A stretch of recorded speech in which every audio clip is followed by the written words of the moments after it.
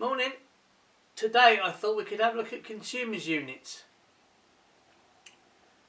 Most people have got one of these.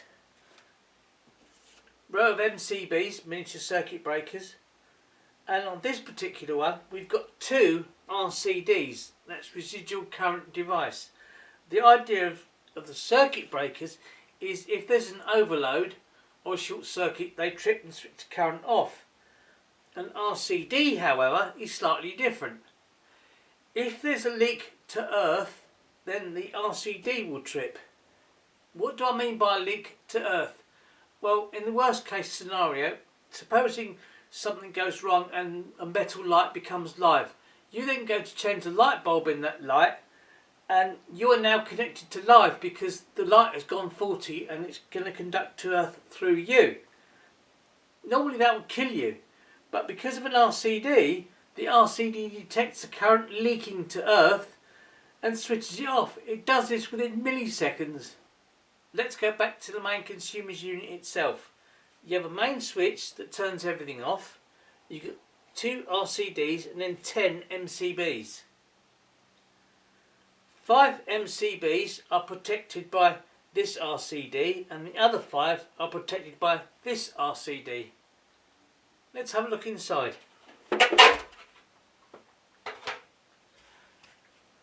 Obviously this isn't connected to anything, which is why there's hardly any wires.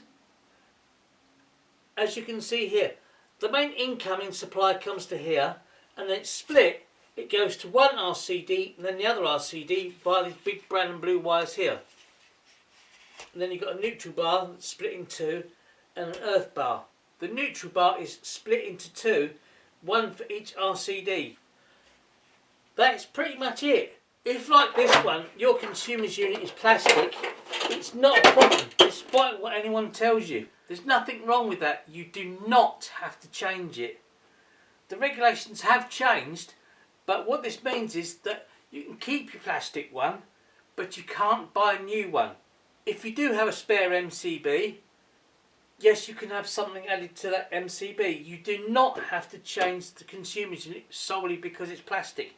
If you want to, fine, not a problem. The reason that they're changing from plastic is they say that if there's a fire, it can melt.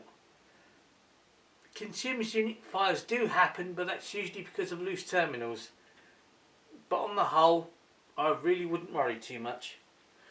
They're changing over to metal consumers units. Let's have a look at one.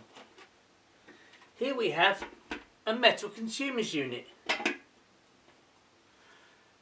Very similar, MCBs, main switch. Except these are not MCBs. This is just through my choice. These are what's called RCBOs. If you remember on the previous consumers unit, it had one RCD for 5 MCBs times 2. So it had 2 RCDs and 10 MCBs. These are what's called RCBOs. They're a cross between an MCB and an RCD. Because if you notice, these ones have a little yellow button. It's just this particular brand, the yellow. The idea of the yellow button is to test the RCD side of the RCBO. I'll bring the other one back. These do not have any other buttons on them, just the big switch itself.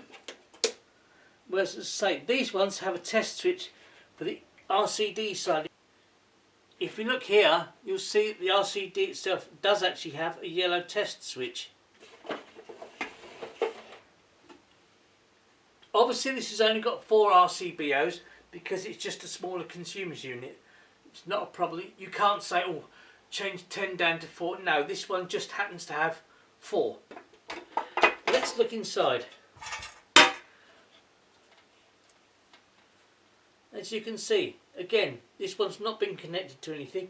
These are the neutrals for the RCBOs, and we have a single neutral bar and a single earth bar, unlike the previous consumer unit that had 2 neutral bars. This consumers unit has all RCBOs because regulations now state that anything new has to be protected by an RCD. So it seems to make sense to use an RCBO, which is 2 devices in one. And obviously, as I said earlier, it's metal. This is not a tutorial of how to fit one, it's just a brief overview of what they are. As always, thank you for watching.